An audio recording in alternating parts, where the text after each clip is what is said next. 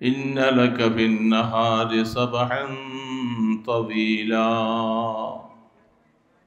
বন্ধু আমার, আপনাকে আমি কালেমার দাওয়াত দিতে জমিনে পাঠিয়েছি। আপনার পুরো হায়াতটা আমি আল্লাহ কালামে মজিদের মাধ্যমে পরবর্তী উম্মতের কাছে সংবাদ পৌঁছে দিলাম। যারা তোমরা আজকে অত্যন্ত আনন্দ চিত্তে আছো, কালেমার হাকিকত বুঝো নাই, জীবনে তেমনটা কষ্ট করতে হয় নাই, আর আপনি রসুলের এই কথাগুলি তাদের কানে পৌঁছে দেওয়াটা আমি অপরিহার্য মনে করেছি। সেই হিসাবে কালামে মজিদের মধ্যে আল্লাহ পাক বলছেন, আমার রসুল এই দিন, এই ইসলাম মুসলমানদেরকে আখেরাতমুখী বানাবার জন্য আমার রসুলের হায়াতটাকে আমি তোমাদের সামনে দৃষ্টান্ত পেশ করলাম। একজন সমুদ্রে মানুষ যখন পড়ে যায়, সেই সাঁতরানেওয়ালা মানুষটার যে হালাত, তার জীবনে কোনো বিরাম নাই, বিশ্রাম নাই। আমার রসুলের জীবনে তেমন কোনো বিশ্রাম করতে পারে নাই, পুরা হায়াতটা এই উম্মতের ফিকিরে কাটিয়েছেন। বলেন সুবহানাল্লাহ। এটা আমার ভাষা নয়, আমার কথা নয়, আপনার নয়, কোনো বৈজ্ঞানিকের নয়, কোনো ইতিহাসবিদের নয়। সেই ভাষা সরাসরি আল্লাহ নিজে বলতেছেন, ইন্না লাকা ফিন নাহারি সাবহান তাওয়িলা। আরব দেশে আমাদের দেশের মতো এত নদী নালা, এত খাল বিল নেই। সেই দেশের সাথে আল্লাহ পাক তুলনা দিয়ে বলছেন, একজন মানুষ যখন নৌকায় বা জাহাজে যেতে থাকে, হঠাৎ করে যদি সে জাহাজ থেকে পড়ে যায়, এই লোকটা কি করবে? সে যতক্ষণ পর্যন্ত তার রু আছে ততক্ষণ পর্যন্ত সে হাত পা নাড়াইতে থাকবে, যেন কষ্ট করে কিনারে যাওয়া যায় কিনা। কি বলে, ঠিক না ব্যাঠি? সে এইভাবে চেষ্টা করতে থাকবে। কতক্ষণ পর্যন্ত তার চেষ্টা চলবে? দুইটা রাস্তা, হয়তো দুনিয়ার থেকে শেষ হয়ে যাবে, আর নতুবা সে হাত পা নাড়াতে নাড়াতে সমুদ্রের কিনারে যাইয়া পৌঁছে মাটির সাথে তার পাটা যখন লেগে যায়, তখন সে স্বস্তি বোধ করবে যে হ্যাঁ, আমি একটা নিরাপদ স্থানে এসে পৌঁছেছি। সেই লোকটার যেই দশা, আল্লাহ পাক তার বন্ধুর হায়াতকে কোরআনে পাকের মধ্যে আপনাদের সামনে, আমার সামনে তুলে ধরে বলছেন, হে বন্ধু, আপনার জীবনটা এই উম্মতের জন্য সমুদ্রে সাঁতরানেওয়ালা একজন মানুষের মতো। আপনার জীবনে হায়াতের মধ্যে কোনো বিরাম নাই, বিশ্রাম নাই, রাত্র নাই, দিন নাই, 24টা ঘন্টা শুধু একটা ফিকিরের মধ্যে ছিলেন। ওই দিন আপনার হায়াতের মধ্যে শান্তি আসছে, যেদিন আপনি রফিকে আলা আল্লাহ পাকের সান্নিধ্যে আপনি ডেকে চলে গেলেন। সেই দিনের পরে আপনার আর কষ্ট নাই। তার আগ পর্যন্ত জীবনে কোনো দিন শান্তি আপনাকে আমি দেই নাই। এই হায়াত উম্মতের সামনে যখন থাকবে, তখন উম্মতেরা বুঝবে যে দ্বীনের জন্য আল্লাহর নবী কত মেহনত করেছিল। আমরা কি তার কুঠি ভাগের এক ভাগ? বলেন বাবা। আমরা তো আলোচনা শুনতে অনেক সময় রাজি না, নিজের দোকান, ব্যস্ততা, ওয়াজ নসিহত তো আর সবসময় হয় না। আশপাশে আরো কত মানুষ, এই মানুষ সব আসলেই প্যান্ডেলের জায়গা হয় না। কি বলেন, ঠিক না ব্যাঠি? আল্লাহু আকবার। আমরা আছি খুব আনন্দে মোহরে, ছেলে মেয়ে, বিবি বাচ্চা, বন্ধু বান্ধব নিয়ে ব্যবসা বাণিজ্যের মধ্যে মত্ত। এই দিন আসুক বা যাক, তাতে আমার কি আসে যায়? এটা কি মুসলমানের একটা নীতি হলো যে মুসলমান এই নীতিতে থাকবে? দিন থাকুক বা চলে যাক, তাতে আমার কোনো ক্ষতি নাই। এটা কোনোদিন মুসলমানের কামনা হতে পারে না। মুসলমান, আল্লাহু আকবার, আল্লাহ সুবহানাহু ওয়া তাআলা আমাদেরকে মুসলিম নাম দিয়েছেন। আমাদের নাম দুইটা, একটার নাম মুমিন আর একটার নাম মুসলিম। কয়টা নাম ভাই বলেন তো? মুমিন এবং মুসলিম। মুসলিম কি আল্লাহ পাক বলছেন, লা তামুতুন্না ইল্লা ওয়া আনতুম মুসলিমুন। ততক্ষণ পর্যন্ত তুমি মৃত্যুবরণ করো না যতক্ষণ পর্যন্ত তুমি মুসলিম না হও, আর কবর দেশে মুসলিম না হয়ে আইসো না। আল্লাহ পাক কোরআনে বলছেন। বোঝা যাচ্ছে মুসলিমের ব্যাপারটা একটু ব্যাপক। মুমিন হওয়া যায় অনেকে, মুসলিম অনেকে হতে পারে না। সমস্ত মুমিন মুসলিম নয়, কিন্তু সমস্ত মুসলিম যারা তারা মুমিনও বটে। কেন? ঈমান আনছে কত মানুষ আমাদের দেশে, সারা দেশে ঘুরে দেখেন, আমাদের দেশে প্রায় 20 কোটি মানুষ, ভিন্ন ধর্মাবলম্বী যারা আছে তাদের সংখ্যা হয়তো সব মিলিয়ে 2 কোটি বা 3 কোটি হবে, আর বাকি সব এদেরকে মুসলিম বলা হয়। কি বলেন, ঠিক না? এই মুসলিম যারা আছি আমাদের অবস্থা দেখেন, এদের মধ্যে নামাজ নাই, কলেমা নাই, ঈমান নাই, পাক না পাক নাই, হালাল হারাম নাই, পর্দা পশিদা নাই, সত্য মিথ্যা নাই, এরকমের সংখ্যা অনেক বেশি। বলেন ঠিক না বেঠি? কিন্তু তারা আদমশুমারিতে এরা মুমিন।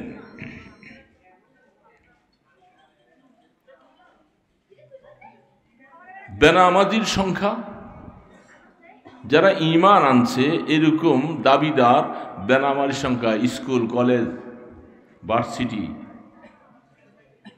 ট্রান্সপোর্ট লেভেলে, ব্যবসায়ী বাণিজ্যে, সর্বত্রের মধ্যে তালাশ করলে দেখবেন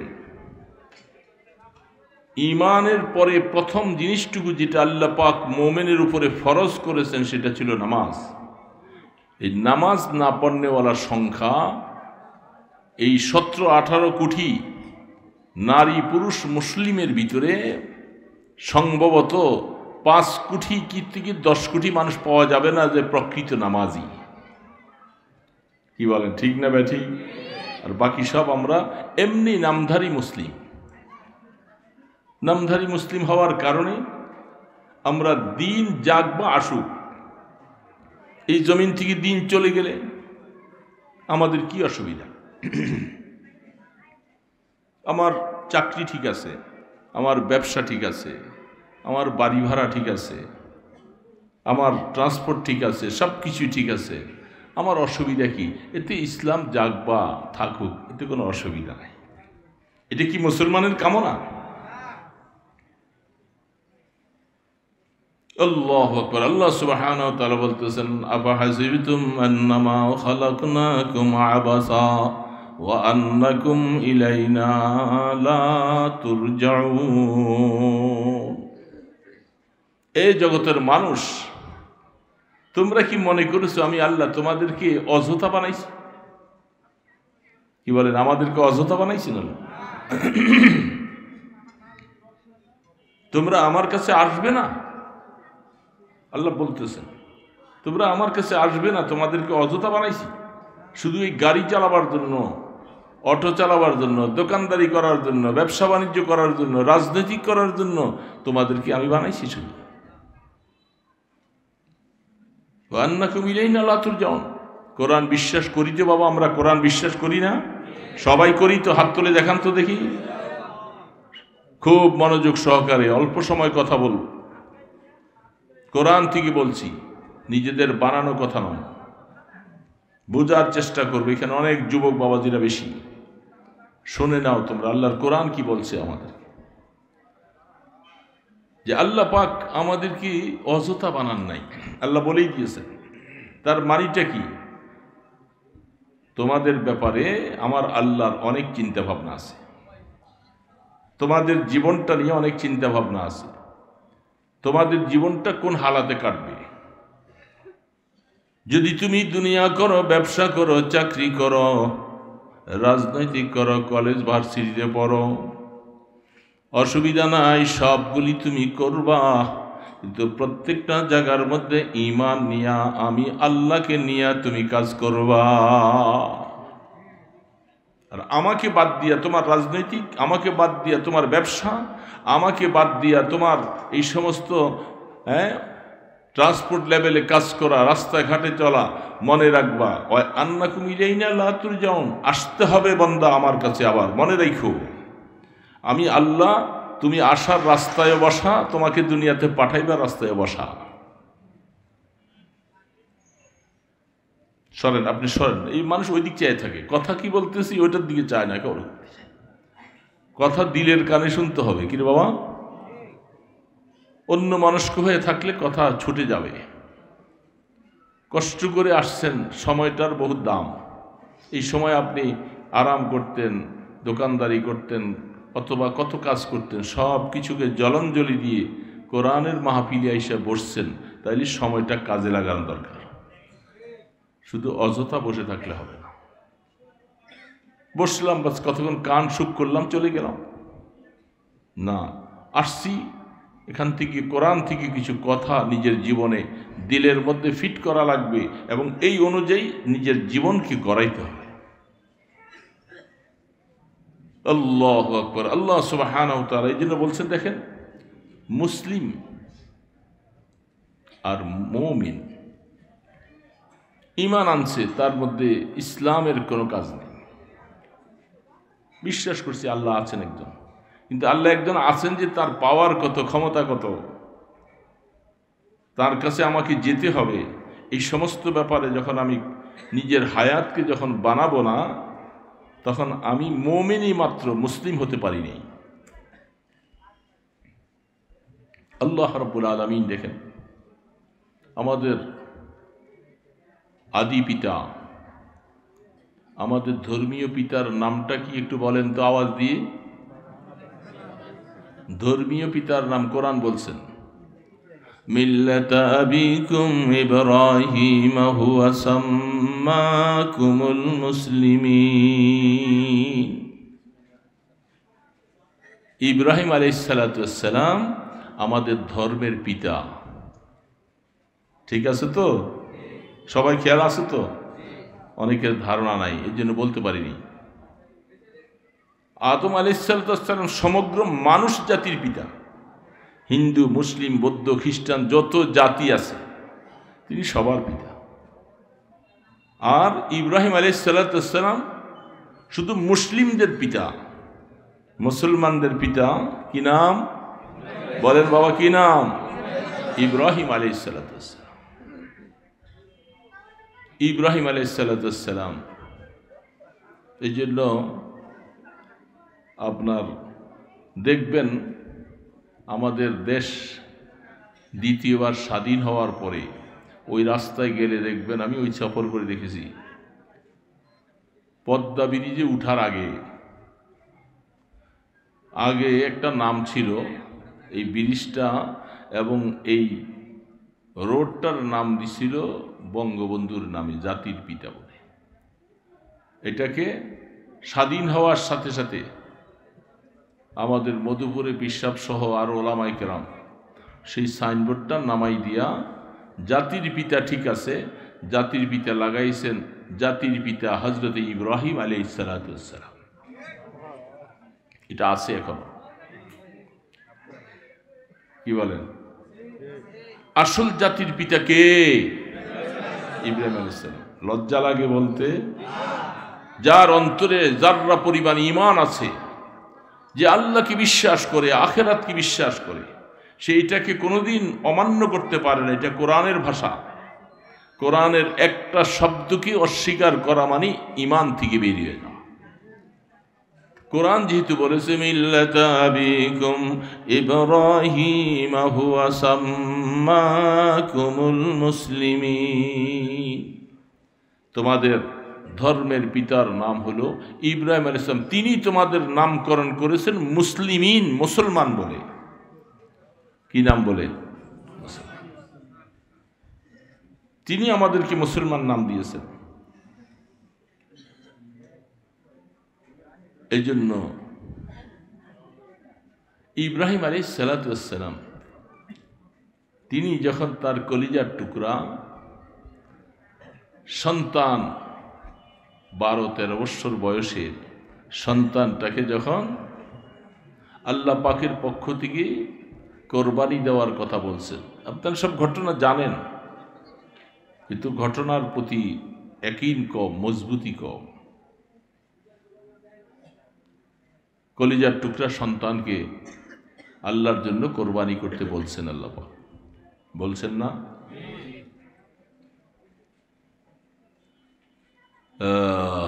তখনই সন্তান বলতেছেন, ইয়া আবাতি ফাআল মা তুমার সাতাজিদুনি ইনশাআল্লাহু মিনাস সাবিরিন।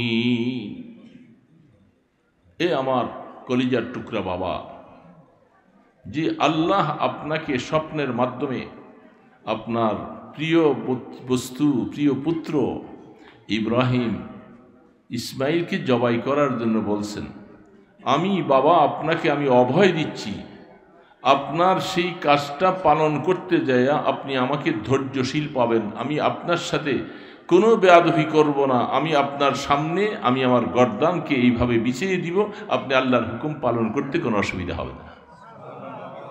ধৈর্যশীল, সেই ধৈর্যশীল বাবার ঔরস থেকে আসছেন একমাত্র নবী মুহাম্মদ রাসূলুল্লাহ সাল্লাল্লাহু আলাইহি ওয়াসাল্লাম। আমাদের নবীজির বংশধারা ইসমাইল আলাইহিস সালাম থেকে। এই জন্য বাবা যেরকম ধৈর্যশীল ছিলেন, ঠিক তেমনি ভাবে কাদেমটা নাই এখানে, এটা কথা বলছি, কথা বলতে হবে এখানে। ওনারা কিসের কথা বলে? ওনারা বেশি কথা বললেন না, ওনারা তো ওনাদের ব্যবসাও চলবে, ওয়াজও চলছে, দুইটা একসাথে চলছে, ওনাদের তো লাভই লাভ। কি বলেন, লাভ না? দোকানদারিতে ব্যবসা হইতেছে, আবার মাঝখানে মাইকের আওয়াজে কিছু ওয়াজও শোনা যায়। হ্যাঁ, দুইটা লাভ। কি বলেন, কয়টা লাভ? দুইটা লাভ।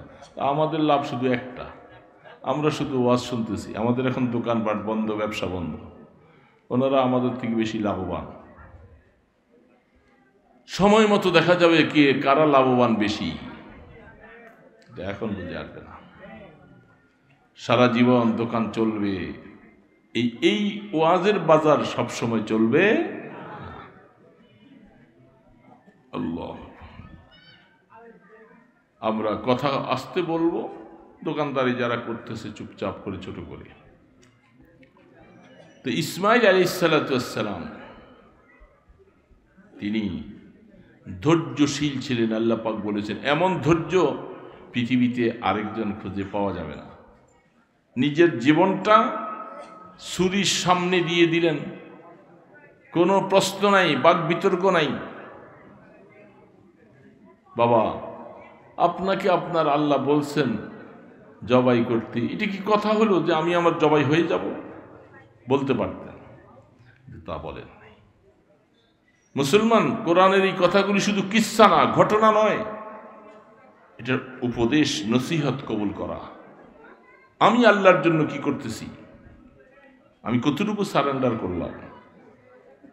আমি তো সামান্য একটু ব্যবসা দোকান, এটাকে জলাঞ্জলি দিয়া আমি কিছু দিনের কাজ করতে পারি না, পূজার বিষয়।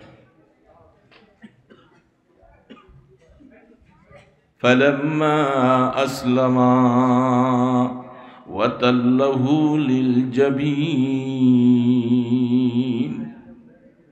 কোরআন বলছে এই আসলামা, সেখান থেকে মুসলিম।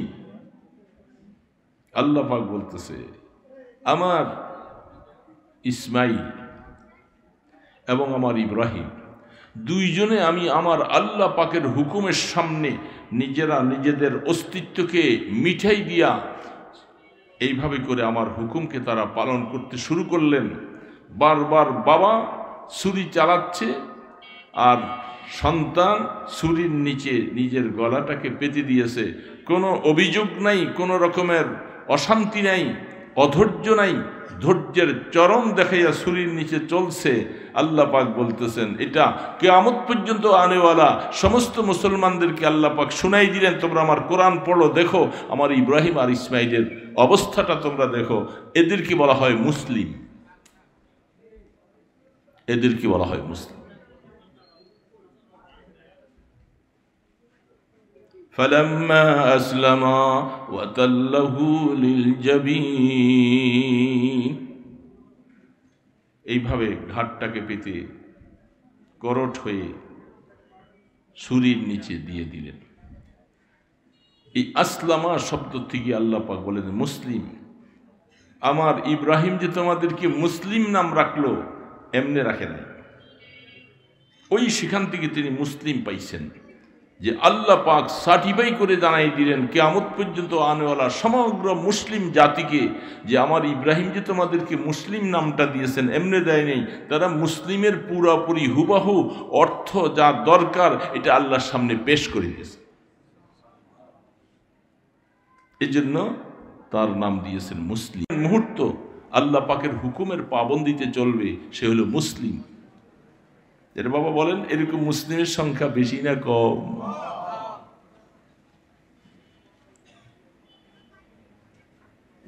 মুসলিম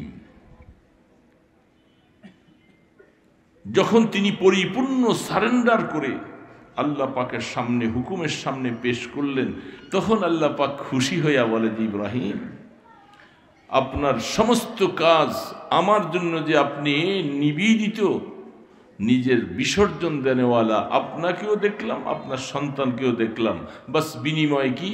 ওয়াফাদাইনাহু বিযিবহিন আযীম, পরীক্ষায় পাস। ছুরি খবরদার আমার ইসমাইলের রগ কিন্তু কাটতে পারবে না, এত ধার এত তেজ। এটি কি আশ্চর্য, একটা চামড়া কাটা যায় না? আরো ধোতা ছুরি হইলেও তো কাটা যায়, কিন্তু এত ধার তীক্ষ্ণ ছুরি দিয়া বাবার ঘাম ছুটে গেছে, কেন ছুরিটা কাটে না? ব্যাপারটা কি? ব্যাপারটা কি? ব্যাপারটা হলো ছুরি কাটে, কথা ঠিক আছে, কিন্তু আল্লাহ পাকের ওয়ার্ডার অপেক্ষা থাকে। ছুরি তুই কাটবি তো, কিন্তু আমার ইসমাইলের গলা তোর কাটার অনুমতি নাই, তুই চলতে থাক, আমার ইব্রাহিম চালাইতেছে, তুমি চলতে থাকো, কাটতে পারবি। দীর্ঘ সময় চেষ্টার পরে জিবরিল আলাইহিস সালাম জান্নাত থেকে একটা দুম্বা নিয়ে আসলেন, আর ইসমাইলকে টান দিয়ে সরাইয়া ওই ছুরির নিচে দুম্বাটা শোয়াই দিলেন। বাস পুষতেছে, মুহূর্তের ভিতরে কেটে গেছে। বাবা ইব্রাহিম তো খুশি যে আমার ছেলে কোরবানি হয়ে গেছে, উঠে দেখে যে ছেলে পাশে দাঁড়ানো, সামনে একটা দুম্বা জবাই হয়ে গেছে। সুবহানাল্লাহ। এগুলো কি দুনিয়ার ইতিহাসবিদদের কিচ্ছা ঘটনা? কোরআন, সে কোরআন আমাদের সামনে আল্লাহ পেশ করলেন। কেন? শুধু কোরআন শুনবো আর আমার জীবন আমি এইভাবে আল্লাহর জন্য বিসর্জন দিতে শিখবো না?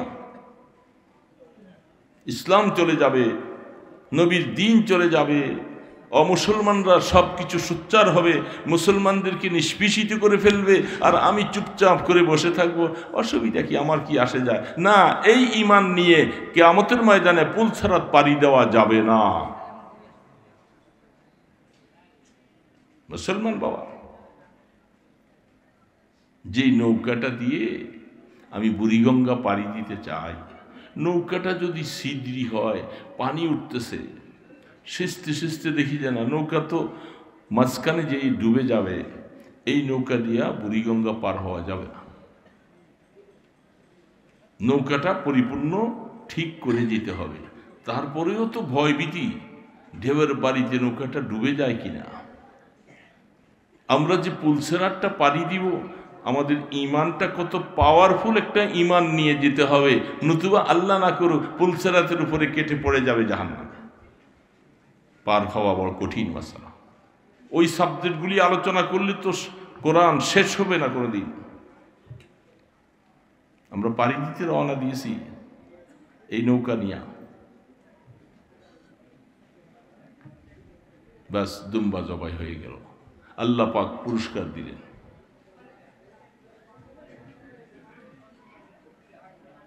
ঠিক যারা এইভাবে আল্লাহর জন্য নিজকে বিসর্জন দেওয়ার জন্য যখন চেষ্টা করে নামবে, আমি তার কোরবানিটা ডাইরেক্ট সরাসরি করতে হবে না, আমি তার আমলটা কবুল করে তাকেও ইসমাঈল ইসলামের মতো কোরবানির সওয়াব দিয়া কিয়ামতের ময়দানে তাদের সাথে হাসর করে পার করে দিব। আল্লাহর জন্য নিজকে বিসর্জন দিতে পারছি না। আমি দুনিয়াটাকে কি মনে করেছি? আমার এই রংবাজি তামসা, এই উলঙ্গ বাহার শাড়ি পরে চুলগুলাকে ছেড়ে দিয়ে আমাদের মা বোনরা যে উলঙ্গ বাহার রাস্তায় চলে, এই সৌন্দর্য কতদিন থাকবে? কেরে বাবা, কতদিন? তুমি কি চিন্তা করো না যে সুন্দর শাড়ি পরে পুত্রবধূ সেরে ঘরের মধ্যে ঢুকেছিলাম, আবার এমন একটা দিন আসবে, এ মা অপেক্ষা করো, 3টা-5টা সাদা কাপড় পরাইয়া ওই পালকিটার মধ্যে চড়াইয়া তোমাকে আবার বধূর মতো সাজাইয়া বের করে দিবে। এই যে বাইর হইবা, আর জীবনে কোনোদিন এই ঘরে আসবা না। এত সাহস, এত কিছু করতেছ, কে নিল এই সৌন্দর্য? কোথায় গেল? এই যুবক যুবতী, কতদিন তোমার এই রং তামাশা, কতদিন চলবে?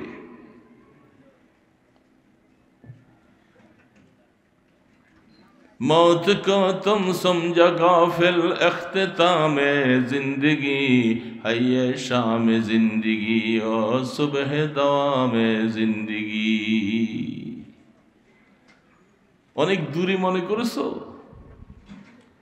মৃত্যু মৃত্যু, আরে কবে আসবো মৃত্যু, আমি ফাঁকে দিয়া যা কিছু মনে চাই করতে থাকি।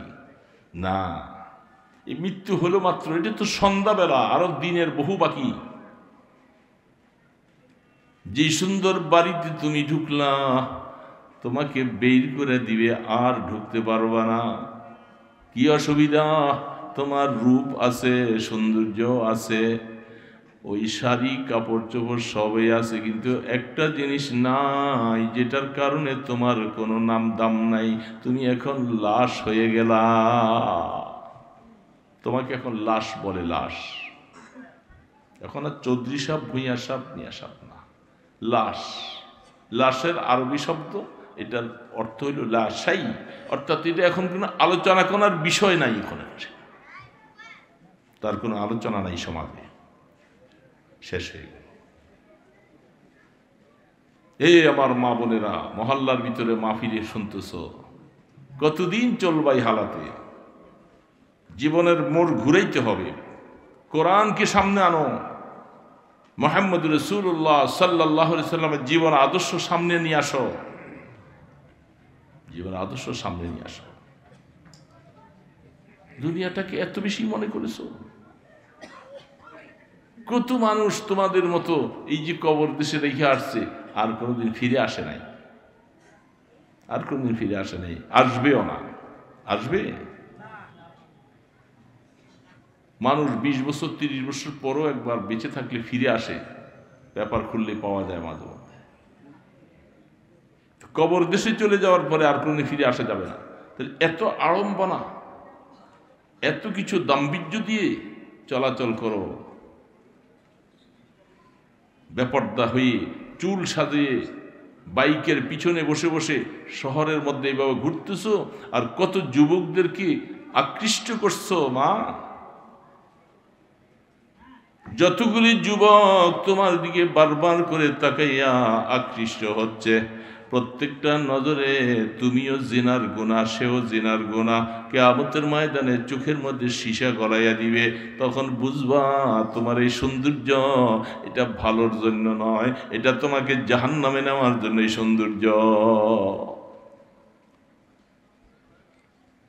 জাহান্নামে নেওয়ার জন্য। জ্বলতে পারবা জাহান্নামের আগুন? আরে বাবা, সহ্য হবে? পারবেন? এখানে কেউ আছেন এমন কোনো পালোয়ান যে আমি 1 সেকেন্ড জাহান্নামের আগুন সহ্য করব? কত সাহস, কত সাহস! আফসুস লাগে, আফসুস লাগে। মুসলমানের সন্তান, মুসলমানের মা বোনেরা এত বেপরোয়া কেমন করে হয়ে গেল? অশালীন জীবনটা চলছে, এত বেপরোয়া কেন? এই জন্য আল্লাহ পাক বারবার বলতেছেন, কুল্লু নাফসিন যায়িকাতুল মাউত। মৌতের স্বাদ, প্রত্যেককে স্বাদ গ্রহণ করা লাগবে। বসে থাকো, আসতেছে মৌত, তোমাকে ছাড়বে না। যত বড় হও না কেন, ছাড়বে না তোমাকে। এই জন্য যুবক বাবাজিরা শুনে নাও কথাটা। তো আল্লাহ সুবহানাহু ওয়া তাআলা আমাদেরকে মুসলিম নামটা দিয়েছিলেন সেখান থেকে।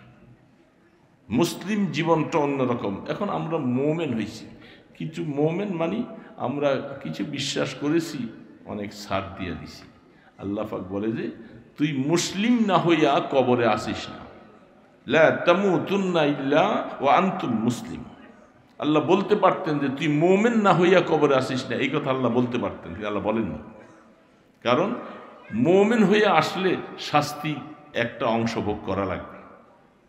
মুসলিম হয়ে যদি আসতে পারস তাহলে তোকে আযাব, শাস্তি কোনোদিন গ্রাস করবে না। ওই সময় তুই পরিপুক্ত, পারফেক্ট হয়ে আসবি তুই। আমি আল্লাহর পক্ষ থেকে তোমার জন্য সব পুরস্কার অবধারিত হয়ে যাবে। যেন মুসলিম না হয়ে আসো না। মুসলিম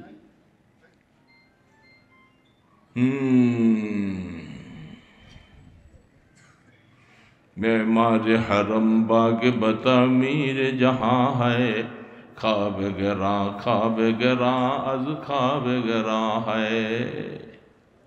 कवि মনের আবেগে আফসুস করে বলে, বাইতুল্লাহ ঘর বানানো হয়েছে সারা বিশ্বের মানুষকে এর মাধ্যমে হেদায়েত দেওয়ার জন্য।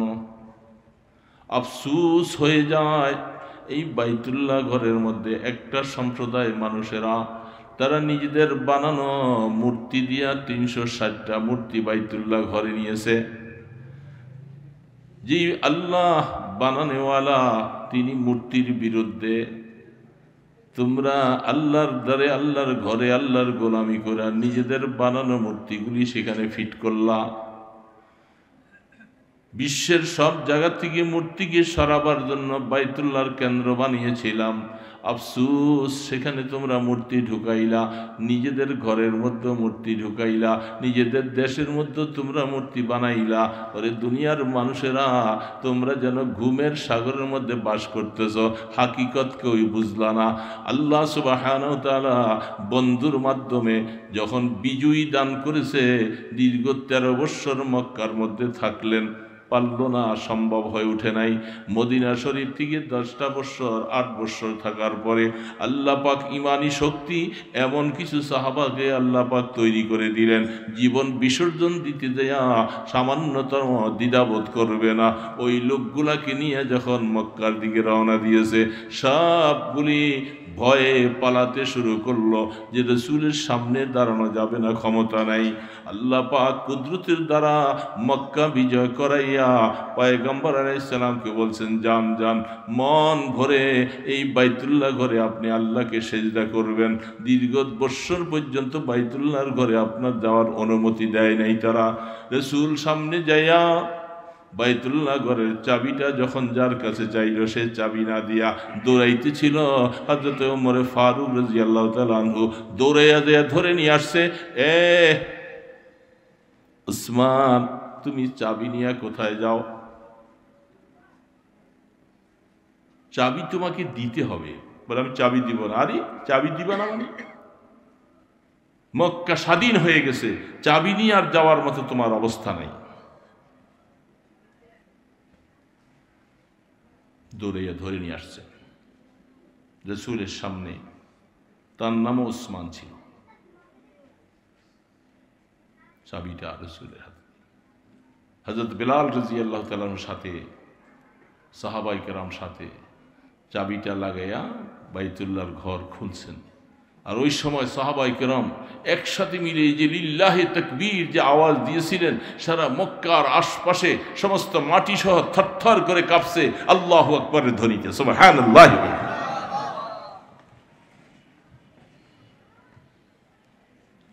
চাবি খুললেন, রসুল ভিতরে যাবেন।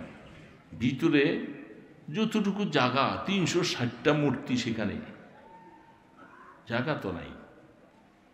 রসুল হাতের মধ্যে একটা লাঠি নিয়া কঠিন পাথর দ্বারা এত মজবুত ভাবে বসাইছে, এগুলি ভাঙতে গিয়েও কয়েক বছর সময় লাগবে। আল্লাহ পাক বলে, বন্ধু আমার, আপনাকে কয়েক বছর লাগানো লাগবে না, আপনি লাঠিটা হাতে নিয়া বলেন, কুল জা আল হক ওয়া যাহাকাল বাতিল ইন্নাল বাতিলা কানা যাহুকা। বন্ধু ইশারা করেন, আয়াত পড়ে পড়ে ইশারা করে, আর ধ্যাম ধ্যাম করে পাথর মূর্তিগুলি ভেঙে সব মাটিতে পড়ে গেল। 360টা মূর্তি ভাঙতে 1 ঘন্টা সময়ও লাগে নাই। সুবহানাল্লাহ।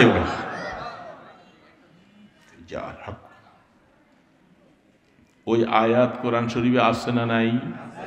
বলেন না তো সবাই, আছে না নাই? আয়াত কোরআনে আছে, মুখটা 2 নম্বর হয়ে গেছে।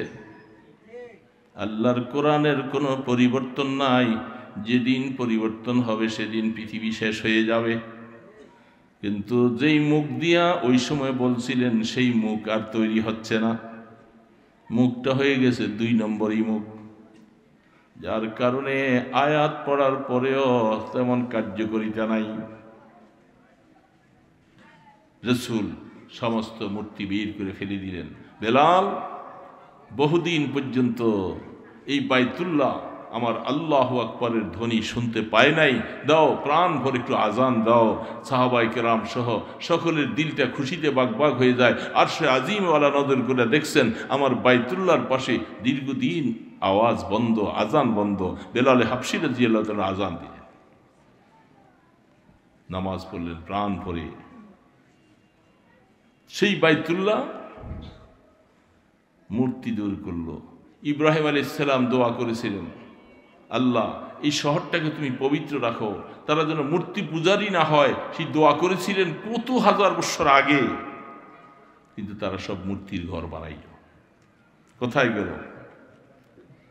আবু সুফিয়ান, হিন্দা, ইকরামা ইবনে আবু জাহাল সব দূরাইয়া পালাইতেছে। লম্বা লম্বা কথা, এগুলি হাদিসের পৃষ্ঠা খুলে দেখেন, বুখারী শরীফ কিতাবুল জিহাদ খুলে দেখেন।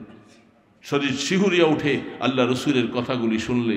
সেই হাদিসগুলি আমরা হাদিসের পৃষ্ঠা যখন ছাত্রদের নিয়ে পড়াই, আকল হয়রান হয়ে যায়। আমরা এখন মুসলমানেরা কি ঈমান নিয়ে আর কি অবস্থা নিয়ে আমরা বেঁচে আছি। আমাদের ঈমানটা একেবারে দুর্বল হতে হতে হতে হতে কচু পাতার পানির মতো নগমগ করে, টকবক করে। কে বাবা, ঠিক না ঠিক বলেন? আপনাদের এই তো এইখানে যে সপরিবারে মূর্তি বসাইতে ছিল, কোথায় ভুলে গেছে সবাই। একটু ইশারা করলেই তো বুঝে আসার কথা। আমরা বহু আন্দোলন করেছি, বহু কিছু করেছি, বহু কিছু হয়েছে, বহু চেষ্টা কথা। আল্লাহ পাক এটা তো আর বসাইতে দেন নাই। সপরিবার তৈরি করে আনছে, সমস্ত ক্যান্টনমেন্টে রাখছিলেন, কত হাজার কোটি টাকা খরচ করে বানাই আনছে, বসাইতে পারলেন না। এটা আফসোস লাগে। মূর্তির শহর, যেখানে মসজিদের শহর ছিল ঢাকা, সেই ঢাকাটাকে মূর্তির শহর বানাইতেছিলেন আপনারা। বড় আফসোস,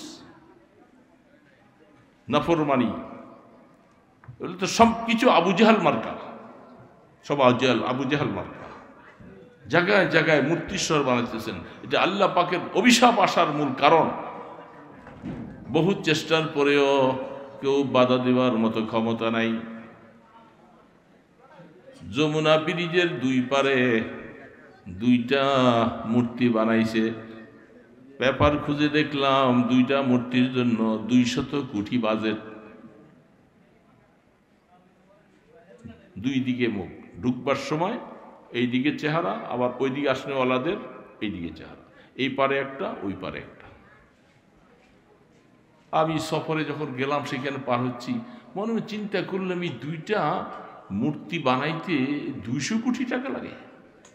আশ্চর্য কথা, এত টাকা, সরকারের টাকা, জনগণের টাকা, মানুষের টাকা, এইভাবে আত্মসাৎ।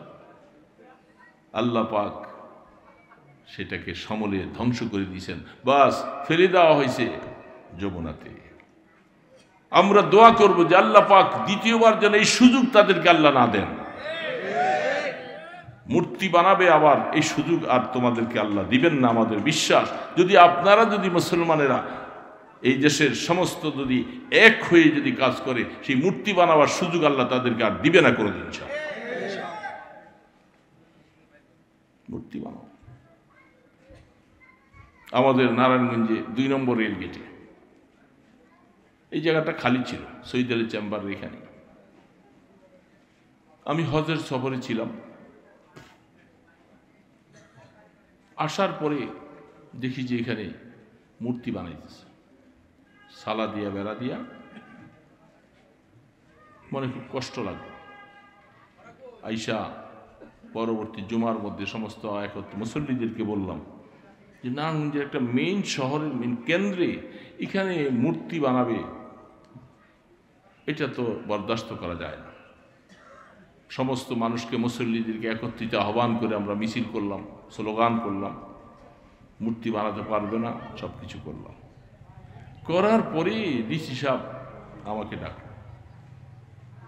ডাকার পরে বলতেছে, হুজুর আপনারা আন্দোলন করছেন নিশ্চয়ই, আমরা মূর্তির বিরুদ্ধে, আমরা তো মুসলমান। ওনাদের এই ডকের কথাগুলি সব মুসলমান, যে মূর্তি আমরা পছন্দ করি না, তবে হুজুর যদি এটা ভাস্কর্য হয় তাহলে কিন্তু আমাদেরকে উপরের থেকে নির্দেশ আসবে, যারা এটা ভাঙতে আসবে তাদেরকে আমরা অ্যারেস্ট করব, তাদেরকে প্রতিহত করব। আচ্ছা, মূর্তি হলে উনি আমাদের পক্ষে, আর ভাস্কর্য পায়খানার এই পিঠ আর ওই পিঠ, বুঝছেন না? মূর্তি আর একটা শব্দ হল ভাস্কর্য, ওটা একটু আপ টু ডেট, আরেকটু আপ টু ডেট ভাষা। কয়েকদিন পরে দেখি সালাটা সরাই ফেলছে, সরাই বলে জি হুজুর এটা তো এখন ভাস্কর্য হয়ে গেছে, কি এটার হাতের মধ্যে এখন রাইফেল আইসা পড়ছে। এতক্ষণ ছিল সরাসরি, এখন রাইফেল হাতে চলে আসছে। যেহেতু রাইফেল হাতে চলে আসছে, এটার মধ্যে হুজুর আপনারা কেউ যদি বাধা দিতে চান আপনারা মুসিবতে পড়ে যাবেন, আপনারা এই কাজ করবেন না। দিছে আমাদের সকল আন্দোলনকে ব্যাহত করে দিলেন। আজও এটা এখনো আছে 2 নম্বর রেল গেট। শহরের মাঝখানে গজবের একটা আখড়া বানিয়ে দিয়ে গেছেন আইবি, তার সবাই।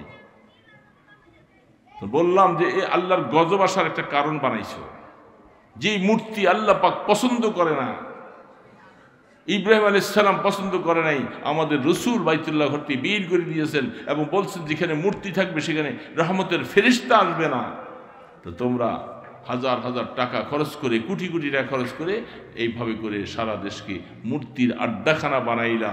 আর এগুলো নিয়ে আন্দোলন করতে যে কত আন্দোলন করতে হয়েছে, কত জবাবদিহি স্বরাষ্ট্রমন্ত্রীর সাথে, অমুকের সাথে, তমুকের সাথে, বহু কিছু। তারা আমাদেরকে কত কিছু শনিবার মঙ্গলবার বুঝাইতে চাচ্ছেন, মূর্তি একটা, ভাস্কর্য আরেকটা, এবং সেই ইব্রাহিম আপনার সুলাইমান আলাইহিস সালামের জমানার কথা, বিভিন্ন কথা নিয়ে আসছে।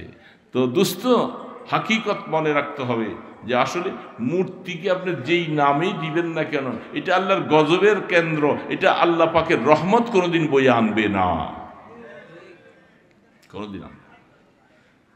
আমরা এখন আমাদের ঘরগুলোর মধ্যে এরকম বহুত ঘর আছে, সেই বাসর ঘরে বিবাহর দিনের স্বামী স্ত্রীর ছবিটা এই সুন্দর করে ফুলের মালা দিয়া লটকে রাখছে। সেই এখন ছেলে পেলে বড় হয়ে গেছে, ওই মা বাবার ছবিটা, ছেলেরা বলে এটা আমাদের সম্মানের পাত্র, আমার মা বাবার ছবি। সেই তাদের বিবাহ সময়ের ব্যাপারটা, এই স্মৃতিটা, এটা আমাদেরকে ধরে রাখতে হবে। এরকম ঘর বাংলাদেশে আছে না নাই? আমি দেখেছি অনেক ঘরে। কেন? তার মানে হলো আমরা যে মুসলিম হতে পারি নাই, আমরা যে শুধু মোমেন হয়েছি, এই জন্য আমাদের এই দশা। যদি আজকে মুসলিম হতে পারতাম তাহলে এই ধরনের মূর্তি আমার ঘরে আসন পেত না কোনোদিন। আফসোস লাগে মুসলমান, এই ধরনের মুসলমান আছে দেখেই আমাদের পাশে এখন আমাদের ভারত ইসকনের ব্যাপারে আমাদেরকে কত রকমের ধমক দিচ্ছে, আমাদের দেশের উপর এই করবে সেই করে হামলা করবে, কত কিছু করতেছে। ইসকন এটা একটা সন্ত্রাসী দল, তাদের কামকে ভারত কিছুতে কিছু হইলে গেল সাপোর্ট করে, আর আমাদের ভাইদেরকে মারতেছে, এত কিছু করতেছে, তার ব্যাপারে তাদের কোনো মাথা ঘামানি নেই। কি অবস্থা! তার মানে আমরা এই দেশে বাস করতেছি, আমাদের পাশে, আমাদের 3 দেশে 3 পাশে দুশ্মনের মুখের সামনে আমরা বাস করতেছি। আমাকে বেঁচে থাকতে হলে বাঘের মতো সিংহের মতো গর্জন দিয়ে আমাকে বেঁচে থাকতে হবে, নতুবা তাদের এই অত্যাচারে আপনারা এই দেশে থাকতে পারবেন না। মুসলমানের ইমানি শক্তি। খালিদ বিন ওলীদ রাদিয়াল্লাহু তাআলা, আল্লাহু আকবার। আল্লাহ রসুল সাহাবী 3 জনকে বললেন, জাফর বিন তৈয়ার, যায়েদ বিন হারেসা, আব্দুল্লাহ ইবনে রাওয়াহা, 3 জন সাহাবী। 3 জনের নাম করে রসুল বলছেন, সে শহীদ হয়ে গেলে অমুক সেনাপতি, সে শহীদ হয়ে গেলে অমুক সেনাপতি। 3 জন শহীদ হয়ে গেলে তোমরা আপোষে পরামর্শ করে তোমরা সেনাপতি বানাইবা।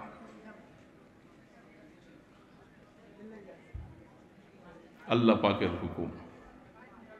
আব্দুল্লাহ ইবনে রাওয়াহা রাদিয়াল্লাহু তাআলা আনহু, তিনি একটা বলিষ্ঠ ঘোড়া তৈরি করে তিনি বুঝছেন যে আল্লাহ রসুলের কথা, 3 জন আমরা শহীদ হয়ে যাব, আর ফিরে কোনোদিন রসুলকে দেখা যাবে না, রসুলের পিছে নামাজ পড়া যাবে না।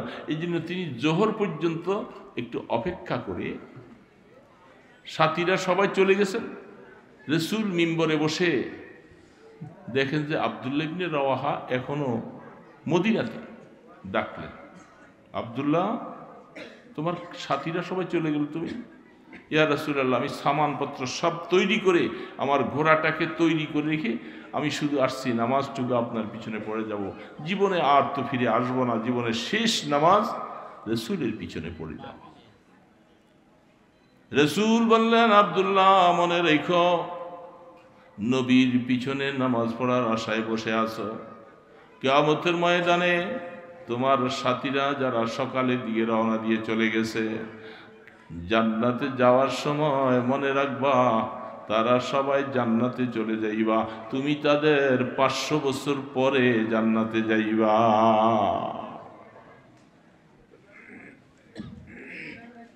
রসুলের পিছনে নামাজটাকে রসুল গুরুত্ব দেন নাই। তুমি জিহাদের ময়দানে বেরিয়ে দাও সাথীদের সাথে।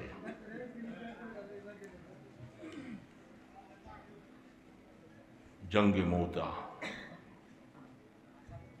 আল্লাহ পাক বললেন, জিবরিল, আমার বন্ধু মদিনার মধ্যে বসা, মৌতার যুদ্ধটা কি অবস্থা,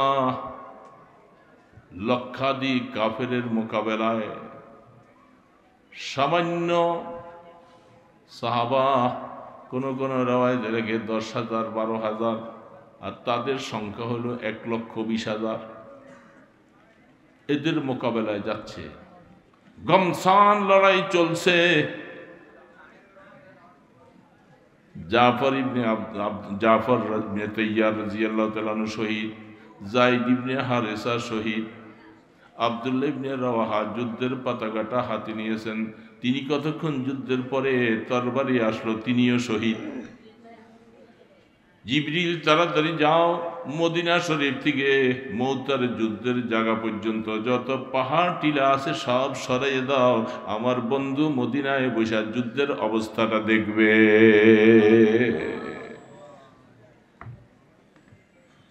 রাসূল এখানে বসে বসে ইশারা করতেছেন, এ আব্দুল্লাহ ইবনে রাওয়াহা, ডানে যাও বামে যাও, এই অবস্থাগুলি করো। আল্লাহ রসুল বলেন, 3 জন সাহাবী শহীদ হয়ে যায়। এবার তিনজনের মধ্যে শহীদের পরে সবাই পরামর্শ করে দেখলেন খালিদ বিন ওলীদ রাদিয়াল্লাহু তাআলা আনহু তরবারি যুদ্ধের পতাকা হাতে নিয়ে তরবারি নিয়ে যুদ্ধের পটভূমিকে পাল্টে দিলেন, ডানওয়ালাদেরকে বামে, বামওয়ালাদেরকে ডানে, আগে পিছে এইভাবে পটভূমি পাল্টাইয়া আল্লাহর জাতের উপরে ভরসা করে খালিদ বিন ওলীদ যখন সামনে তরবারি নিয়ে চলছে, খালিদ বিন ওলীদের সামনে কাফেররা কেউ টিকতে পারে নাই। কচু গাছের মতো গর্দানকে ফেলে দিয়া খালিদ বিন ওলীদ সামনে চলছে, তরবারিটা ভেঙে যায়, হাত পাচ্ছে তাড়াতাড়ি তরবারি দাও, একটা তরবারি দিল, এটাও ভেঙে গেল। চলছে সামনে, দীর্ঘ সময় চলতে চলতে তরবারি একটা, দুইটা, তিনটা, চারটা, পাঁচটা, ছয়টা, সাতটা, আটটা তরবারি ভেঙে যায়, কাফেররা কচু গাছের মতো মাটিতে পড়ে যায়। খালিদ বিন ওলীদ নবম তরবারিটা হাতে নিয়া বিজয়ীর পতাকা নিয়া আল্লাহু আকবার ধ্বনি দিয়েছে। রাসূল দেখতেছেন ৯ নম্বর তরবারি, কি ঘমসান লড়াই, তরবারি সাধারণভাবে ভাঙে? ৮টা তরবারি ভেঙে গেছে, হাত পাচ্ছে তাড়াতাড়ি তরবারি দাও। একা খালিদ বিন ওলীদ চলছে, তার পিছনে সাহাবারা কাফের মুশরিকেরা ভয়ে কুত্তার মতো পালাইতে শুরু করেছে সব। সেদিন যখন যুদ্ধ শেষ করে মুসলমানদের মধ্যে কয়েকজন সাহাবী মাত্র শহীদ হয়েছে, বাকি বিজয়ী নিয়ে যখন আসতেছিলেন, রাসূল আগে দেয়া খালিদ বিন ওলীদকে বুকে জড়িয়ে দেয়া আল্লাহ রাসূল বলেন, যাও যাও খালিদ, আর খালিদ সাইফুল্লাহ, আমার খালিদের নাম আজকে আল্লাহ পাকের তরফ থেকে দিয়েছি, খালিদ আল্লাহ পাকের তরবারি, আল্লাহ পাকের তরবারি। খালিদ বিন ওলীদ রাদিয়াল্লাহু তাআলা আনহু হাদিস পৃষ্ঠা খুলে দেখেন, বুখারী আলাইহি রাহমা বলতেছেন, খালিদ বারবার করে দোয়া করে, আল্লাহুম্মা রযুকনি শাহাদাতান ফি সাবিলিক, আল্লাহ তোমার রাস্তায় শহীদ হওয়ার মনে চায়, জীবনে এত যুদ্ধ করলাম, কাফের মুশরিককে সব খতম করলাম, এবার শেষ জীবনে আমার মনে চায় আমি যেন জিহাদের ময়দানে শহীদ হয়ে যাই। আল্লাহুম্মা রযুকনি শাহাদাতান ফি সাবিলিক, আল্লাহ আপনার রাস্তায় শহীদ হতে মনে চায়। যেমনটা আল্লাহ তোমার বন্ধু বলেছিল, আল্লাহ তুমি আমি মুহাম্মদকে 100 বার জীবন দাও, 100 বার জীবনটা আবার ফিরিয়ে দাও, আমি তোমার রাস্তায় শহীদ হতে মনে চাই। হাদিসের মধ্যে স্পষ্ট রয়েছে,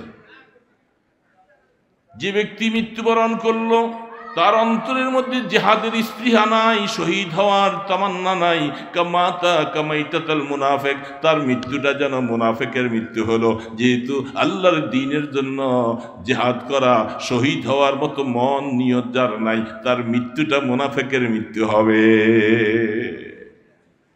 মুসলমান মুসলমান আয়ান কুসুদ্দিন ওয়ানা হাই, আল্লাহর জমিনে আল্লাহর দ্বীন শেষ হয়ে যাবে, কোরআন শেষ হয়ে যাবে, রাসূলের দ্বীন মিটে যাবে, আর আমি মুসলমান হালুয়া রুটি খাবো, বলে তোমার মৃত্যুটা মুনাফিকের মৃত্যু হবে, মনে রাখবা।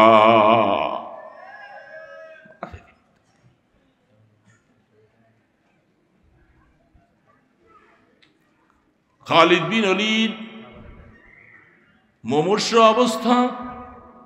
খালিদ বিন ওলীদের একিনটা কত জানেন?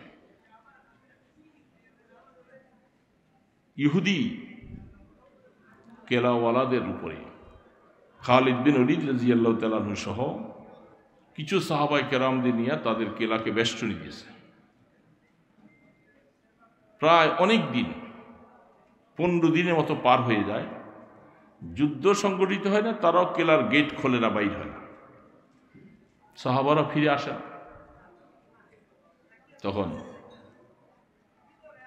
ইহুদিদের কেলার একজন সেনাপতি ছিল, একজন লিডার ছিল, সে মুসলমানের সাহাবীর কাছে প্রস্তাব দিল যে তোমাদের সেনাপতির সাথে আমার একটু দেখা করতে মনে চায়, যুদ্ধ তো আর হচ্ছে না, যুদ্ধ এখন স্থমিত বন্ধ, আমাকে একটু অনুমতি দাও। খালিদ বিন ওলীদ রাদিয়াল্লাহু তাআলা বলছে, সে আপনার সাথে একটু দেখা করতে চায়, অসুবিধা নেই, আসো। সাহাবায়ে কেরাম সামনে প্রস্তুত। সেই সর্দার, সেও একা, তার সাথে হয়তো কয়েকজন লোক আসছে, তাঁবুর মধ্যে বসছে। সর্দার সাহেব বসছেন, বসার পরে আপনার সাথে একটু কথা বলবো। আচ্ছা, সাহাবায়ে কেরামদের অভ্যাস ছিলেন যখনই সুযোগ পাবে একটা দ্বীনের দাওয়াত পৌঁছে দিবে। সর্দার যখন আসতে বসলেন, তার হাতের মধ্যে একটা শিশি, একটা বোতল। খালিদ বিন ওলীদ জিজ্ঞাসা করতেছেন, সর্দার সাহেব, আপনি তো আমার সাথে পরামর্শ করতে আসছেন, মুশাওয়ারা করবেন, যদি চুক্তি করবেন ভালো, তো আপনার হাতের মধ্যে বোতলটা কিসের? বলে, আমার হাতের মধ্যে বোতলটা হলো, এটা বিষের বোতল। বিষের বোতল কেন আনছেন? আনছি যে আজকে অনেকদিন আমরা কেলার মধ্যে বেষ্টনী দিয়ে আছি, আমরা কোনোভাবে আপনাদের সাথে পারতেছি না, প্রস্তাবনা নিয়ে আসছি, আপনার সাথে কিছু আমরা চুক্তি করব। যদি চুক্তিগুলি ফলপ্রসূ হয় তাহলে তো ভালো, আর যদি ফলপ্রসূ চুক্তি না হয় তো চিন্তা করলাম আর আমার কওমের কাছে আর মুখ দেখাবো না, এই শীষের বিষের বোতলটা মুখে দিয়া বিষ খাইয়া এই সামনে এখানে মরে যাব।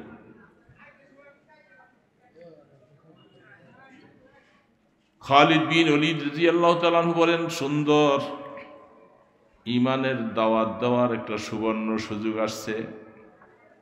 তিনি বললেন, এ সর্দার, বিষের বোতলটা হাতে নিয়ে আসছেন, এটা খাইলে আপনি মরে যাবেন।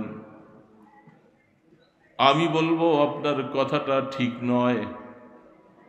বিষের এমন কোন পাওয়ার আছে, যদি আমার আল্লাহ আপনার হায়াত রাখে, বিষ আপনার মৃত্যু দিতে পারবে না।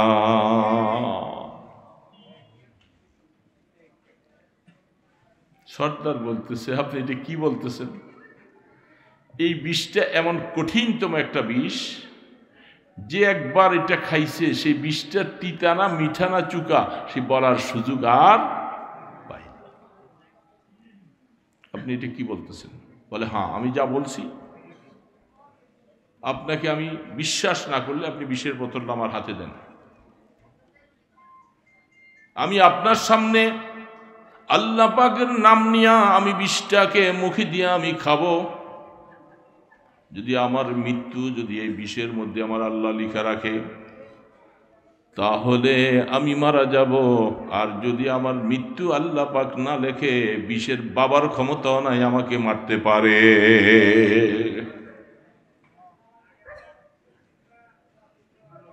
বলতেছে খালিদ বিন ওলীদ, আপনি মুসলমানদের অনেক বড় একজন সেনাপতি, বড় পাহলোয়ান, এই ভুলটা আপনি করেন না। এটা আপনি একটা কেন একটা গাঁজাখুরির মতো এটা কি বলতেছেন? বলে না, আপনি ভুল বলতেছেন, আমি আপনার কথা বিশ্বাস নাই।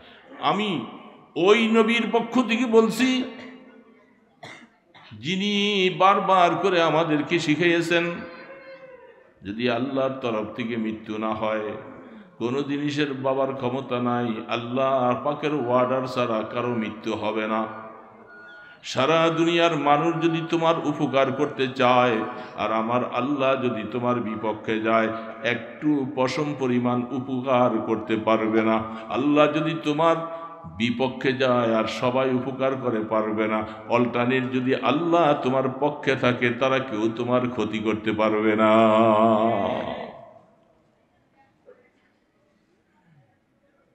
যতবার বুঝাইলেন সেই লোকটা বলতেছে, আচ্ছা, তারা তো মুসলমান না, তাদের দিলের মধ্যে কি আর সেই একীন আছে? সে তো কিছুই বুঝে না। বলছে আপনি বিষের বোতলটা আমার হাতে দেন। তিনি অবাক হয়ে আছেন, হায়, এটা কি? মুসলমান সৈন্যরা সবাই আশপাশে দাঁড়িয়ে আছে, তারা বলতেছেন, একীন তো সাহাবা, তারা সাহাবা, রাসূল পাক সাল্লাল্লাহু আলাইহি ওয়াসাল্লামের সংস্পর্শে যে জীবনে একীন এত মজবুত হয়েছে, গায়রুল্লাহর প্রতি কোনো একীন নাই, সমস্ত একীন একমাত্র আল্লাহর উপরে। খালিদ বিন ওলীদ রাদিয়াল্লাহু তাআলা আনহু সাহাবায়ে কিরামদেরকে সামনে দাঁড় করাইয়া ওই সর্দারকে বলে, তুমি দেখো, বিসমিল্লাহিল্লাযী লা ইয়াদুররু মা ইসমিহি শাইউন ফিল আরদি ওয়ালা ফিস সামা ওয়া হুয়াস সামিউল আলীম। দোয়াটা পড়লেন, বিষের বোতলটা মোটকাটা খুলে মুখের ভিতরে খালিদ বিন ওলীদ রাদিয়াল্লাহু তাআলা সুবহানাল্লাহি ওয়া বিহামদিহি সুবহানাল্লাহ। ওই ব্যাটা তো বলছে খালিদ বিন ওলীদ এখনই শেষ হয়ে যাবে।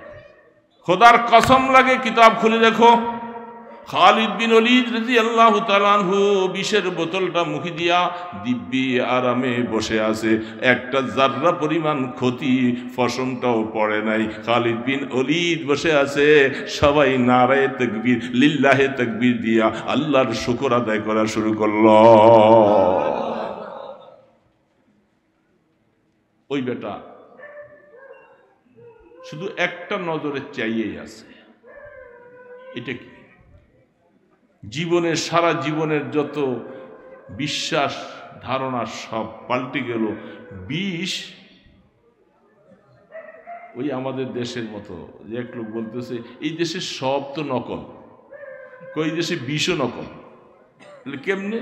আমি দিক দিয়ে একদিন মনে করছিলাম আত্মহত্যা করে মতো বিষের না খাইছি, দেখি যে আমি মরি না।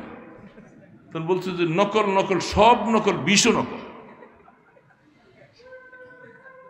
বলল না। এখন ওই ব্যাটা চিন্তা করলেন, এত গুরুত্বপূর্ণ একটা বিষ, এটা খালিদ বিন ওলীদ খাইয়া দিব্যি বসে আছে, আমার সাথে কথা বলতেছে, সে বুঝতে পারতেছে না, তার আকলকে বুঝাইতে পারতেছে না যে আমি কোন জগতে আছি, খালিদ বিন ওলীদ তারা কোন জগতে আছে, তারা কোন আল্লাহর ইবাদত করে আর আমরা কার ইবাদত করি। তার ব্রেনের মধ্যে হিট করছে। একটু সময়, আধা ঘন্টা, 1 ঘন্টা না, ঘন্টা 2 ঘন্টা পার হয়ে গেল, বিষের কোনো প্রতিক্রিয়া নেই। সর্দার বলে, আর কি যুদ্ধ করব, কি সন্ধি করব? ও খালিদ বিন ওলীদ, ভুলে ছিলাম, জীবনটা ভুলের মধ্যে কাটালাম। তোমরা যে আল্লাহর ইবাদত করতেছ, তিনি যে হাইয়ুল কাইয়ুম, চিরস্থায়ী চিরঞ্জীব, তিনি সমস্ত ক্ষমতার মালিক। আজকে আমার বুঝে আসছে খালিদ বিন ওলীদ আর যুদ্ধ নয়, কিছু নয়। আসো, আমরা যত মানুষ কিলার মধ্যে আছি সবাই একসাথে মুসলমান হয়ে গেলাম। খালিদ বিন ওলীদ, ইমানের পাওয়ার কত বাবা, ইমানের পাওয়ার কত! ইমান দোস্ত, আমরা ইমান নিয়ে আছি। আমি এই কথা বলি না আপনাকে বিষ খান না, আমরা আমাদের ইমানটার অবস্থা এমন কেন? আমাদের উপরে কত রকমের জুলুম নির্যাতন, কত কিছু আসতেছে, আমরা ভয় ভীতি করতেছি। আরে আল্লাহ পাকের জাতের উপর ভরসা করে হকের সাথে লেগে থাকবো মওত পর্যন্ত। এতে যদি আমার মৃত্যু আসবে, শহীদ হয়ে যাব, আমি জান্নাতে সরাসরি চলে যাব।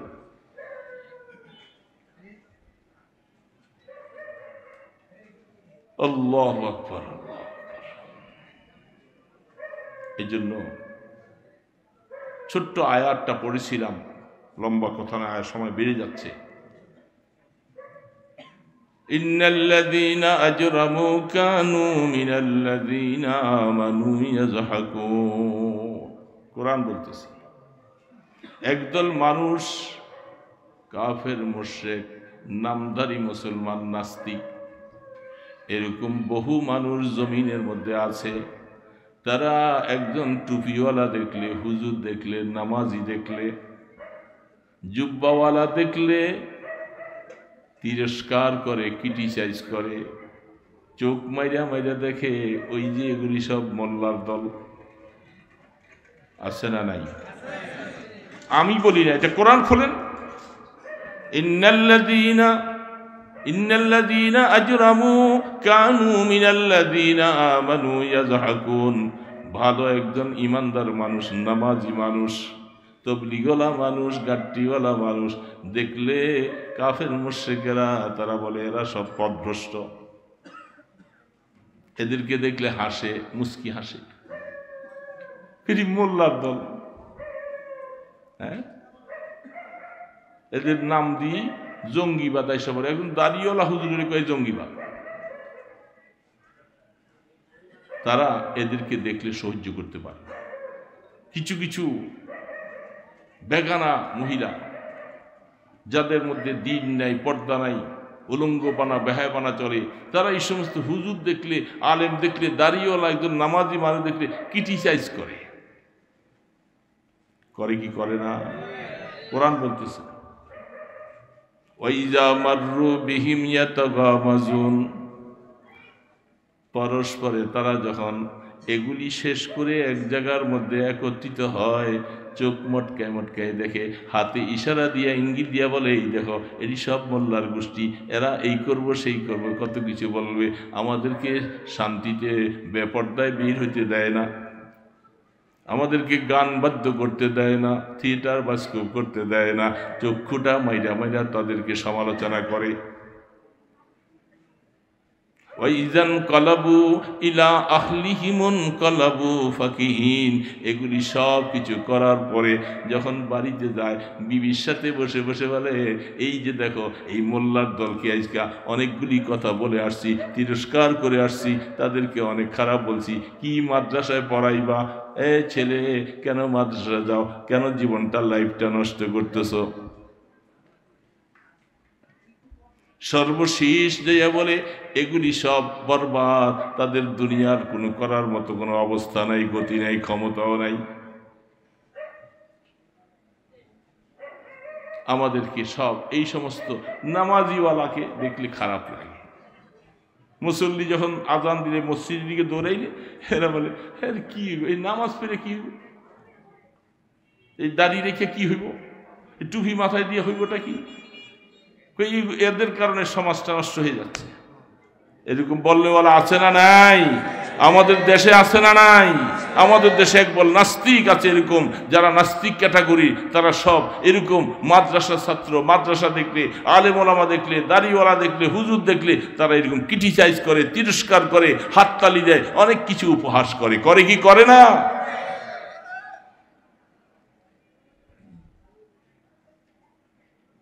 আল্লাহ পাক বলতেছে, মনে রাখো এ ইমানদারেরা, দাড়িওয়ালারা, নামাজিরা, এ পর্দানিশী মহিলা, তোমাকে কলেজে ঢুকতে দেয় না, পর্দা নিয়ে ঢুকতে যায় না, পর্দা দেখলে তিরস্কার করে, কত রকমের কথা বলে, পর্দা নিয়ে কলেজে ঢোকা যাবে না, কত রকমের আন্দোলন, কত কিছু করতেছে। মনে রাখো এমন একটা দিন দুনিয়ার এই হালাত শেষ করে যেদিন তোমরা কবরে চলে যাইবা, কিয়ামতের ময়দানে যখন উঠাবে, সেই দিন আল্লাহ পাক আমি ইমানদারকে বলবো, ওই যে যারা জাহান্নামের মধ্যে পড়ে আছে তাদের দিকে দেখা দেখা তোমাদের ওই কথাটা একটু তোমরা এখানে প্রয়োগ করাইয়া মনটাকে একটু শান্তি করো। তোমরা না ওরা যে অবস্থা দুনিয়ার মধ্যে আমাদেরকে গালি দিয়েছিলা, দাড়িওয়ালা বলে, টুপিওয়ালা, পর্দাওয়ালা বলে আমাদেরকে ক্রিটিসাইজ করেছিলা, তোমরা না ইন্নাল্লাযীনা আমানু কানু মিনাল্লাযীনা আজরামু ইয়াযহাকুন। সেদিন হেসে হেসে ইমানদাররা বলবে, হ্যাঁ এখন মজাটা বুঝো, হ্যাঁ আমরা কি শান্তিতে আছি, তোরা কি অবস্থায় আছস। সেদিন মুসলমান তোমাদেরকে রাস্তা খুলে দেওয়া হবে, প্রাণ ভরে তাদেরকে সেদিন কথা বলে বলে তোমাদের মন ঠান্ডা করবা। আল্লাহ বলছেন, হুজুর কোরআন শরীফ না, আমার নিজের বানানোর কথা নয়। অপেক্ষা করো ইমানদার মুসলমান, পর্দানিশী মা বোনেরা, একটু শান্তিতে থাকো, অপেক্ষা করো, কষ্ট করে দিনটাকে ধরে রাখো, নামাজ ধরে রাখো, মুসলমানেরা দাড়িগুলি ধরে রাখো, তোমরা দেখবা আল্লাহ রসুল সুন্নত ধরে রাখো, ইনশাআল্লাহ সময় মতো আল্লাহ পাক বলে তোমাদের রাস্তা খুলে যাবে। ওদেরকে দেখে দেখে তোমরা তিরস্কার করে বলবা, হাসবা, কিরে তোদের এই দশা কেন, আজকা কেন জাহান্নামে আসলি। আল্লাহ পাকের কথা ইনশাআল্লাহ বাস্তব হবে। আল্লাহ পাক আমাদের কি আল্লাহ পাকের কথাটা অনুযায়ী চলবার তৌফিক দান করে। সবাই বলে আমিন। চেষ্টা করব না ইনশাআল্লাহ, আমরা ঈমান নিয়ে মুসলমান হিসাবে বেঁচে থাকার চেষ্টা করব। যত রকমের বাধা আসুক হকের পক্ষে থাকবো, মুসলমান মুসলমান হিসেবে বেঁচে থাকবো। ওদের এই সমস্ত তিরস্কারকে আমরা ভ্রুক্ষেপ করব না। এতে কি আর হবে? জীবন তো একটাই। হ্যাঁ, আমার জীবনের উপর হামলা করবা, যা করলাম আমি মরে গেলাম, তারপর আমি শহীদি বার্তা কবরে যাব, ইনশাআল্লাহ জান্নাতে যাওয়ার সোজা রাস্তা খুঁজে পারবো না ইনশাআল্লাহ। বাবাজি, কথা আর নয়, আমাদের মাদ্রাসার বার্ষিক মাহফিল আগামীকাল নারায়ণগঞ্জ হাজিপাড়া মাদ্রাসা, 2 দিন ব্যাপী, আগামীকাল পরশু। এই জন্য আমি আজকের এই দিনটা প্রোগ্রামটা না রাখার জন্যই বহুত বলছিলাম, তারপরও কাছে আসে বলে আসলাম। কিন্তু আসতে তো হইতে কাছে আসতে তো 5 হয়ে গেছি, অনেক রাত হয়ে গেল। আমাদের নারায়ণগঞ্জ হাজিপাড়া মাদ্রাসায় 2 দিন ব্যাপী মাহফিল। যারা চিনেন নারায়ণগঞ্জে গেলে জিজ্ঞাসা করলে লিয়েট হুজুরের মাদ্রাসা হাজিপাড়া কোনটা। 2 দিনে আলহামদুলিল্লাহ অনেক মেহমান আসে এবং আল্লাহর বান্দাদেরকে আমরা মাহফিলের শেষে মেহমানদারি করাই। 2 দিনে মেহমানদারিতে আমাদের 10,000-এর মতো মানুষ তারা খানা খায়। আল্লাহ পাকের শুকর, আল্লাহর বান্দারা খাওয়ায়। ইসলাহি মাহফিল হয়, বাংলাদেশে বিজ্ঞ ওলামায়ে কেরাম যারা আছেন ওনারা আসেন। আমরা পোস্টারে কারো নাম দিই না, আমাদের মাহফিল এইভাবে চলে, দেশ বরেন ওলামায়ে কেরাম। তো আপনাদেরকে দাওয়াত দিলাম। আর 2 নম্বর একটা কথা হলো, আমি অসুস্থ মানুষ, খুব হাঁটতে পারি না, হাঁটু কোমরে ব্যথা, স্ট্রোকের রুগী, আমি প্যারালাইসিস ছিলাম। মসজিদটায় নামাজ পড়ছি। এখন এই এলাকা আজ থেকে মনে পড়ে যায় মেয়েরাজনগর এই মাদ্রাসাটা, এখানে আমার এক বন্ধু এসে এখানে একটা ছোট্ট টিনের ঘর নিয়ে এখানে একটা মাদ্রাসা শুরু করেছিল। তো তখন আজ থেকে প্রায় কমপক্ষে 35 বছর আগের কথা। তো আইসা সেখানে দেখলাম যে জনমানবহীন এই সমস্ত এলাকা, রিক্সা দিয়েও ওইখান থেকে আসার মতো রাস্তা ছিল না। আর এখন ঢুকে এখান দিয়ে দেখি কি অবস্থা। এখানে এখন 1 শতাংশ জায়গার দাম 50 এক কাঠার দাম 50-60 লাখ টাকা। তাজ্জব হয়ে গেলাম, আর কি অবস্থা, কত মানুষ। তো মসজিদটা তো সেই হিসাবে ছোট, তো এত বড় জনবহুল এলাকায় মসজিদটা ছোট, তো মানুষ সামনের দিকে মসজিদ করার মতো জায়গা পাবে না। কারণ মসজিদের জন্য জায়গা কে দিবে? বাড়ি বাড়াবার জন্য 10 তলা ফাউন্ডেশন দিয়ে কাজ করার জন্য জায়গা অভাব নেই। মেয়েরাজনগর 10 মানুষ আছে কয়জন? হ্যাঁ, মানুষ 10 লাখ না। আরে মাঝে মধ্যে আমি দেখছি তো, আমি কয়েকবার এখানে আসছি না, প্রোগ্রাম করে গেছি। তো দিলেন তো আপনি শেষ করে, এখানে 8 তলা করতেছেন। তাহলে সব মানুষ এক কাজ করেন, মেয়েরাজনগর এই আব্দুর রশিদ সাহেবকে বলে দিই, হুজুর এই এলাকার যত মুসল্লি আছে সব আপনার এখানে আসবে, সব মসজিদগুলি সব তার লাগিয়ে দেন। কেন, কি বলেন? হ্যাঁ, মহল্লায় পাশাপাশি এদের সব মানুষ এনে, এই বুড়ারা এনে যে নামাজ পড়বো সব মেয়েরাজনগর মাদ্রাসায় না। আমার এই ভাইয়ের কথা অনুযায়ী আব্দুর রশিদ সাহেবের বলবো, তো আমি, আমার সাথে অনেক প্রোগ্রাম হয়, দেখা হয়, বসা হয়, আলোচনা হয়, তো ওনারা বলবো, হুজুর আমার এক ভাই বলছিল 8 তলা করবে, সব এলাকার মেয়েরাজনগরে সব মুসল্লি আপনাদের এখানে, জায়গা আরো বাড়ান, মাদ্রাসা ভাঙ্গিয়া ফেলান, ভাঙ্গিয়া সব পুরার মসজিদ করে। কি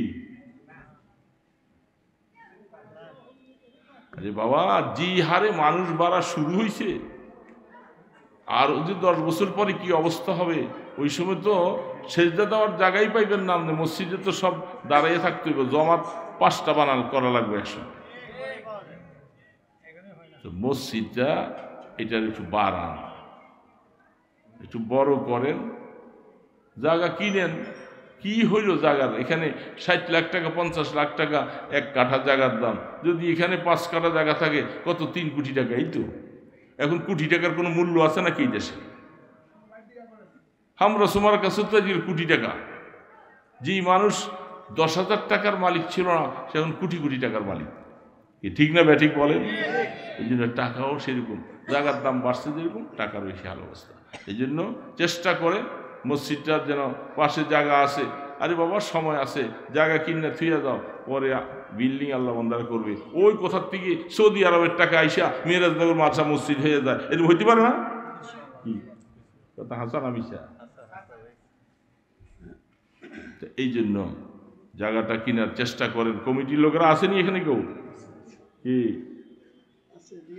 ও কমিটিওয়ালার কাছে নাই, আমি আওয়াজ দিয়ে গেলাম, দোয়া করতেছি মসজিদটার পাশে সামনে যেহেতু খালি জায়গা আছে, বিল্ডিং হওয়ার আগে আগে চেষ্টা করেন, ফিকির করেন যেন আল্লাহর ঘর মসজিদ একটু বাড়লে অসুবিধা কি? মুসল্লি মানুষ যে হারে বাড়া শুরু করছে, আগামী দিনে যুবকরা বুড়ারা যখন শেষ হয়ে যাবে, যুবকরা নামাজি হইতে আপনারা চান না? যুবকরা নামাজি হোক, তাহলে তো জায়গা বাড়াইতে হইব না, জায়গা যেটুকু আছে সেটুকু আরো ব্লক করে ভাই। এই জন্য সবাই চেষ্টা করব, দোয়া করেন যেন আল্লাহ পাক মসজিদের জন্য আরও জায়গার ব্যবস্থা করে দেয়। মেরাজনগর মাদ্রাসা মসজিদ কেন আর যত মসজিদ আছে সমস্ত মসজিদগুলি যেন মুসল্লি দিয়া ভরপুর হয়ে যায়। সবাই বলুন আমিন। বাস, কথা শেষ। জি বলেন। আলহামদুলিল্লাহ সুম্মা আলহামদুলিল্লাহ। মুহতারাম হাজিরিন, أستغفر الله الذي لا إله إلا هو الحي القيوم وأتوب إليه. أستغفر الله الذي لا إله إلا هو الحي القيوم وأتوب إليه. لا حول ولا قوة إلا بالله العلي العظيم. اللهم صل على محمد وعلى آله وأصحابه وبارك وسلم. الحمد لله رب العالمين، والصلاة والسلام على أشرف الأنبياء والمرسلين.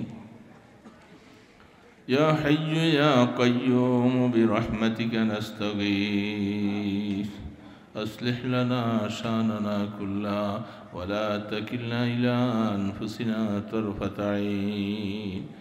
رب العالمين মেহেরবান দয়ালু খোদা, দীর্ঘ সময় থেকে আল্লাহ তোমার বান্দারা বসে আছে। আল্লাহ আলোচনার শেষে আমরা মিসকিনের মতো হাত তুলেছি গো আল্লাহ, জীবনে অনেক গুনাহ করে ফেলছি। আল্লাহ দয়া করে আমাদের গুনাহগুলি মাফ করে দাও আল্লাহ। আল্লাহ সমস্ত গুনাহ থেকে তওবা করলাম গো আল্লাহ, নসুহাতান কবুল করে গুনাহগুলি মাফ করে দাও আল্লাহ। মৌতের ডাক দেওয়ার আগে আগে গুনাহ থেকে পাক করে দিও আল্লাহ। কবর দেশে নিয়া আমাদেরকে শাস্তি দিও না আল্লাহ, কবরকে রহমতের কবর বানাইয়া দিও আল্লাহ, জাহান্নামের গর্ত বানাইও না আল্লাহ। সবাই কবরের যাত্রী, কখন কার ডাক আসবে জানি না গো আল্লাহ। আল্লাহ অন্ধকার কবরে কেমনে থাকবো গো আল্লাহ, কবরের কোনো পুঁজি কামাই করতে পারি নাই। দয়া করে মেহেরবানি করে যতদিন হায়াত রাখো তোমার গোলামি করার তৌফিক দিও আল্লাহ। আল্লাহ যুব সমাজকে হেদায়েত দিয়ে দাও, সমস্ত বেনামাজিদেরকে নামাজি বানিয়ে দাও আল্লাহ, দিন হারাকে দিনের সাথে লাগাইয়া দাও আল্লাহ। বেপর্দাওয়ালা মা বোনদেরকে পর্দা নিশি বানিয়ে দাও আল্লাহ। মেহেরবানি করে এলাকার মধ্যে হেদায়েতের নূর চমকাইয়া দাও আল্লাহ। আল্লাহ মুসলমানদের ঈমানকে মজবুত করে দাও, মুসলমান যেন হকের পক্ষে মওত পর্যন্ত থাকতে পারে তৌফিক দিও আল্লাহ। আমাদের দেশটা নিয়ে ষড়যন্ত্র শুরু হয়েছে আল্লাহ, আল্লাহ সমস্ত ষড়যন্ত্রের মোকাবেলা তুমি আল্লাহ দয়া করে নিজের পক্ষ থেকে করে দিও আল্লাহ। আমাদেরকে এই কাজের সাথে ব্যবহার করিও আল্লাহ।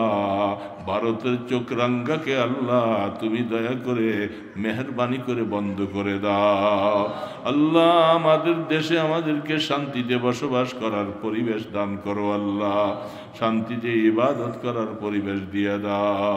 যারা আমাদের দেশ নিয়ে চোখরাঙ্গা করে আল্লাহ তুমি তাদেরকে টুকরা টুকরা করে খণ্ড করে দাও আল্লাহ। ইয়া আল্লাহ মুসলমান সহ দেশের সমস্ত নাগরিককে এক হইয়া কাজ করার তৌফিক দান করে দাও। এই মাহফিল কবুল করো, যারা মাহফিলের আয়োজন করেছেন সকলের দান ও খায়রাতকে কবুল করে লও আল্লাহ। সমস্ত মসজিদগুলাকে কবুল করো, বিশেষ করে আল্লাহ এই মসজিদ যেটা তারা নিয়ত করেছেন পাশের জায়গা, এই জায়গারও ব্যবস্থা তুমি করে দিও আল্লাহ। তোমার কাছে কোনো টাকা পয়সার অভাব নাই আল্লাহ। মসজিদকে বড় করে আরো মুসল্লি তারা নামাজ পড়ার পরিবেশ নসিব করে দিও আল্লাহ। ইয়া আল্লাহ, রাস্তাঘাটে বেইজ্জতি করে মওত দিও না আল্লাহ, জানাজা হারা করে আমাদের মওত দিও না আল্লাহ। হুশ ও জ্ঞানের সাথে জবানে কলেমা পড়াইয়া মওতের ডাক দিও আল্লাহ। আল্লাহ, সোনার মদিনায় দুরুদ ও সালামের হাদিয়া পৌঁছাইয়া দাও। আপনার হাবিবের কদম মোবারকের উসিলায়, আপনার ইসমে আজমের উসিলায় আমাদের দোয়াগুলি কবুল করে লাও। সাল্লাল্লাহু তাআলা আলা খায়রি খালকিহি মুহাম্মাদিন ওয়া আলা আলিহি ওয়া আসহাবিহি আজমাইন বিরহমাতিকা ইয়া আরহামার রাহিমিন।